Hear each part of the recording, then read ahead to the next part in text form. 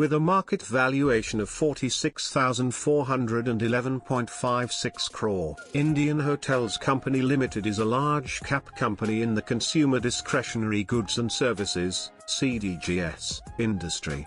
The Tata Enterprise Indian Hotels Company Limited (IHCL) operates in the hotel and hospitality industry.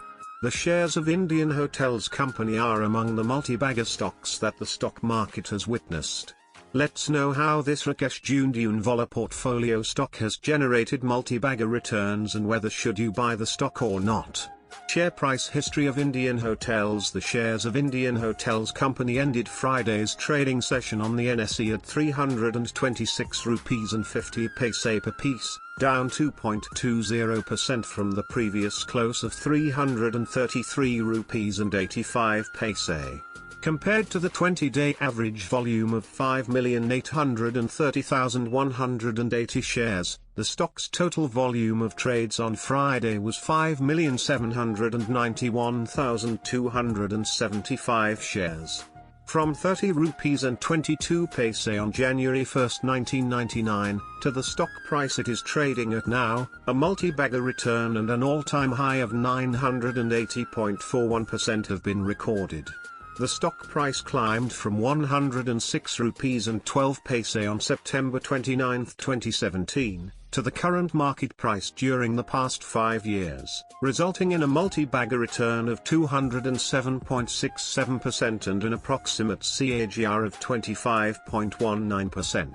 In the last 1 year, the stock has gained 77.82% and on a YTD basis, the stock has gained 77.40% so far in 2022. On the NSE the stock had touched a 52-week high of 337 rupees and 20 paise on the 16th of September 2022, and a 52-week low of 158 rupees and 54 paise on the 22nd of September 2021, indicating that at the current market price the stock is trading 3.17% below the high and 105.94% above the low. For the quarter ended June 2022, the company recorded a promoter shareholding of 38.19%, FII's holding of 15.07%, down by 0.96%, KK, DI's holding of 29.56%, up by 1.05%, KK, government shareholding of 0.13% and public shareholding of 17.05%, down by 0.09%, KK. Should you buy the shares of Indian Hotels?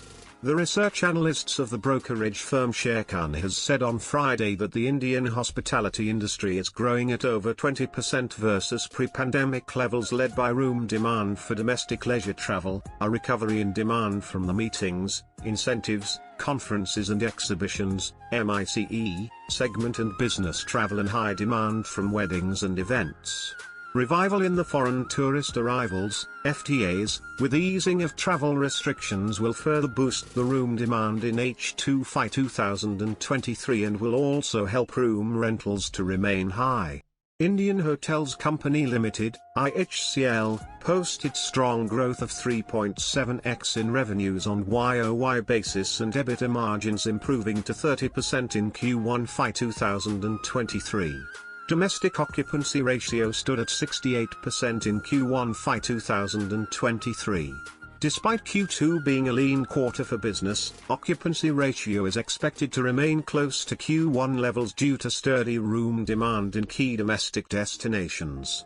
They further said in their research note that room demand is expected to exceed room supply for the next 2 to 3 years, which will help occupancies to remain high. The company has charted a strong growth plan to be achieved by FY 2025-26 with strong improvement in cash flows and strengthening the balance sheet with focus on becoming debt-free. Pent-up demand in the domestic leisure travel along with recovery in inbound tourism will help in posting strong performance in the coming quarters. EBITDA margins will consistently improve in the coming years. Thus, we maintain IHCL as one of our top picks in the hospitality space. The stock trades at 27.9x/19.9x its FY 2023/24 EF/EBITDA. We maintain a buy recommendation on the stock with a revised price target of 380 rupees, rolling it over to September 2024 earnings. We are introducing FY 2025 earning estimates through this note. The target price set by the brokerage is reflecting a potential upside of 16% for the stock from its current market price.